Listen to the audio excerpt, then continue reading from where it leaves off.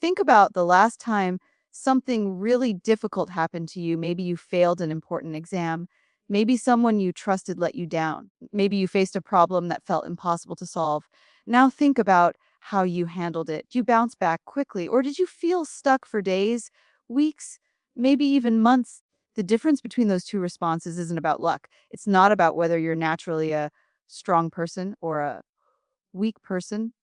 It's about something called mental toughness. And here's the good news: mental toughness isn't something you're born with, it's something you build, just like going to the gym builds your muscles. There are specific things you can do to build your mental strength. Today, we're going to talk about exactly how to do that. And I promise it's simpler than you think. Let's start with a basic question. What is mental toughness really? Imagine two students facing the exact same problem. They both fail a math test they studied hard for. Student A feels terrible for a day, then starts figuring out what went wrong. She talks to her teacher, identifies her weak topics, and makes a study plan. 2 weeks later, she's back on track. Student B also feels terrible, but he stays stuck there. He keeps replaying the failure in his mind. He starts thinking, I'm just bad at math and I'll never get better. Weeks pass, and he's still stuck in that negative spiral. Same situation, different levels of mental toughness. Mental toughness means you can handle hard situations without getting completely knocked down by them. It means you feel the pain, the disappointment, the fear, but those feelings don't control you. You feel them, and then you move forward anyway. And the best part, anyone can develop this, including you. So, how do you actually build mental toughness? Let's break it down into practical steps you can start using today. Step one: stop letting negative thoughts pile up in your head. Here's what usually happens: something bad happens, you mess up a presentation, you have an argument with your best friend, you don't make the team you tried out for, and immediately your brain starts attacking you. You're so stupid. Everyone thinks you're a failure. You always mess things up. Nothing ever works out for you.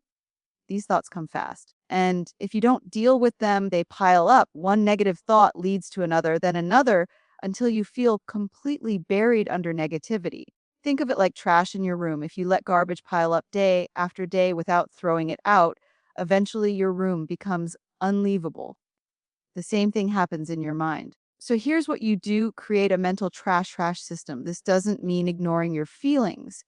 It means processing them instead of letting them rot in your head. Here's a real example. Let's say you bombed a job interview. Your mind immediately starts spiraling. I'm terrible at interviews. I'll never get hired anywhere. I should just give up. Instead of letting those thoughts loop endlessly, you take them out and examine them. Write them down in a journal. Talk to someone you trust. Ask yourself, is this thought actually true, or is it just my fear talking? Usually, when you examine negative thoughts closely, you realize they're exaggerated. I'll never get hired anywhere becomes, this particular interview didn't go well, but I can learn from it and do better next time. See the difference? You're not pretending the problem doesn't exist. You're dealing with it in a way that doesn't destroy your confidence. This is like taking out the trash regularly. You acknowledge the garbage exists, you deal with it properly, and then you move on with a cleaner space. Step two: understand that you always have choices. One of the biggest things that destroys mental toughness is feeling trapped, feeling like you have no control, feeling like you have to do something even though you hate it. But here's a truth that might surprise you: you almost always have more choices than you think. Let me give you an example. Your parents want you to study engineering. You want to study art. You feel trapped, like you have to choose between disappointing your parents or being miserable in a career you hate. But actually, you have choices. You could have an honest conversation with your parents about your passion, a look for career paths that combine technical skills with creativity. Study engineering, but keep art as a serious side pursuit. Take a gap year to explore both options. Find successful people in art fields and show your parents it's a viable path. None of these choices are perfect. They all have trade-offs, but you're not actually trapped. The moment you realize you have choices, even difficult ones, you feel more powerful, and that power builds mental toughness. Here's how to practice this. When you feel stuck, take out a piece of paper and write down every possible option you have, not just the good options, every single possibility. You'd be surprised how many choices exist once you stop focusing only on the two obvious ones. And here's the secret about choices: there's no such thing as the perfect choice. There's only the choice that's right for you at this moment based on what you value and where you want to go. When you stop trying to make the perfect choice and start making honest choices based on what you actually want, decision making becomes way less stressful. Step three, face hard things instead of running from them. This one is tough, but it's probably the most important. We all avoid difficult things. It's completely normal. Your brain is wired to seek comfort and avoid pain. When something feels scary or hard, your first instinct is to run away from it, procrastinate, distract yourself, pretend it doesn't exist. But here's what happens when you do that: the problem doesn't go away. It actually gets bigger. And the longer you avoid it, the scarier it becomes. Think about studying for a big exam. If you start early, it feels manageable. But if you avoid it until the night before, suddenly it feels impossible. The task itself didn't change. So here's the strategy: do the hard thing first, not later, not tomorrow, not when you feel ready. Now, let's say you need to have a difficult conversation with someone. Maybe you need to apologize. Maybe you need to set a boundary. Maybe you need to ask for help. Your brain will give you 1,000 reasons to put it off. I'll do it tomorrow when I'm less tired. I need to figure out exactly what to say first. Maybe the problem will resolve itself. Don't listen to those excuses. Do the hard thing first before your fear has time to grow. And here's the secret: once you actually do the thing you've been avoiding, it's almost never as bad as you imagined. The anticipation is usually worse than the reality. Plus, every time you face something difficult instead of avoiding it, you prove to yourself that you can handle hard things. That proof builds your mental toughness. You don't have to do this alone. By the way, if something feels genuinely overwhelming, ask for support. Talk to a friend, a family member, a teacher, a counselor. Having someone in your corner makes difficult things more manageable, but you still have to face the thing. No one else can do it for you. Step four, build consistency through small daily actions. Mental toughness isn't built in one dramatic moment, it's built through small, consistent actions every single day. Think about physical fitness. You don't get strong by going to the gym once and lifting heavy weights for 5 hours. You get strong by going consistently, even when you don't feel like it, and gradually increasing what you can handle. Mental toughness works the same way. One simple way to build this consistency is through physical exercise. I know you probably expected some deep psychological technique, but hear me out. When you exercise regularly, even just a 20-minute walk every day, you're training your brain to do things even when they're uncomfortable. Exercise is hard. Your body resists it. Your mind gives you excuses. I'm too tired. I'll do it tomorrow. It's too cold outside. When you exercise anyway, despite those excuses, you're building discipline. And discipline is the foundation of mental toughness.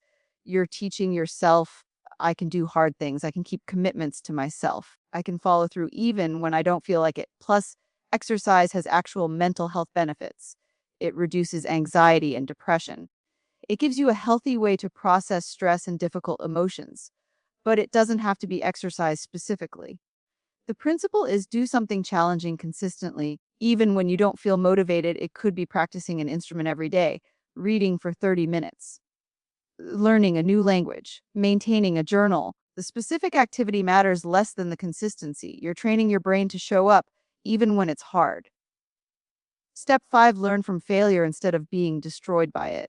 Here's an uncomfortable truth: you will fail a lot throughout your entire life. You'll fail tests, lose competitions, get rejected, make mistakes, hurt people you care about, choose wrong paths. Failure is guaranteed. The question is, what do you do with it? People with weak mental toughness let failure define them. I failed, therefore I'm a failure. I'll never succeed at anything. People with strong mental toughness treat failure as information. I failed. What can I learn from this? What will I do differently next time? Here's a real scenario. You audition for a play and don't get the part you wanted. You have two options. Option A, I'm a terrible actor. I shouldn't have even tried. Everyone was better than me. I'll never audition for anything again. Option B, that's disappointing. I really wanted that role. But let me think about what I can learn. Maybe my audition wasn't as prepared as it could have been. Maybe I need more training in that particular style. Maybe the role wasn't right for me anyway. I'll ask for feedback and use it to improve for next time. See the difference? Option A closes doors. Option B opens them. When you fail at something, give yourself permission to feel bad about it. Don't pretend it doesn't hurt. Disappointment is a normal, healthy emotion, but then once you've felt those feelings, ask yourself, what's the lesson here? What can I take from this experience? Every failure teaches you something if you're willing to learn. And people who learn from failure eventually succeed.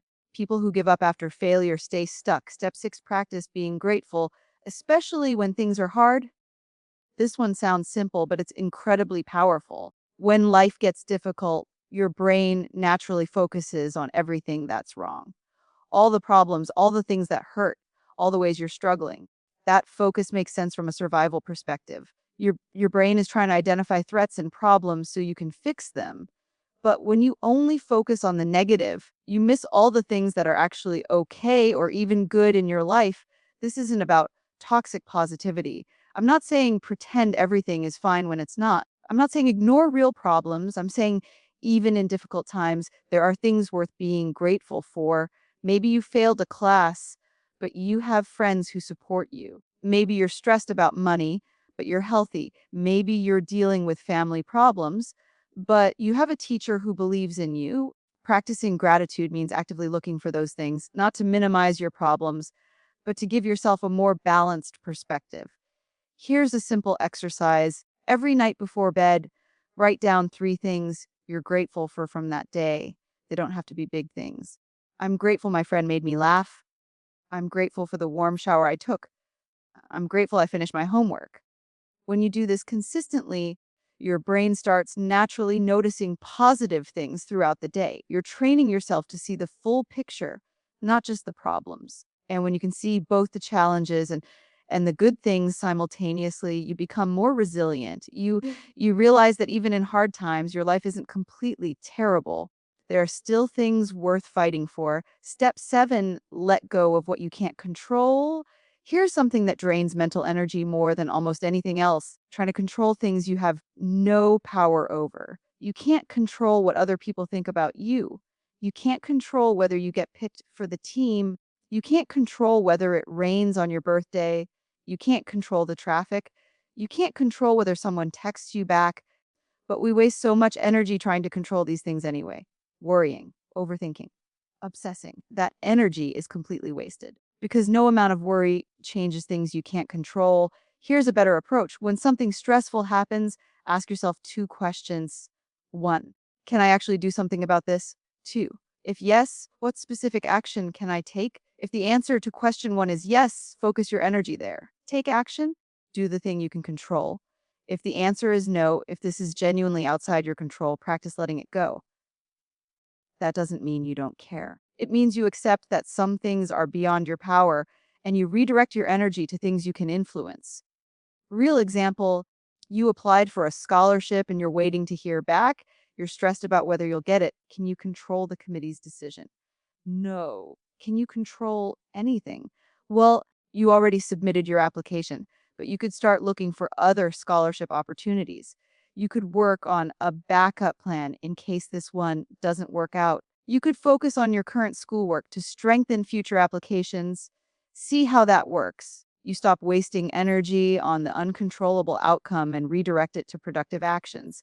The more you practice this, the less stressed you become because you stop fighting battles you can't win and start focusing on battles where your effort actually matters. So here's what we've covered today.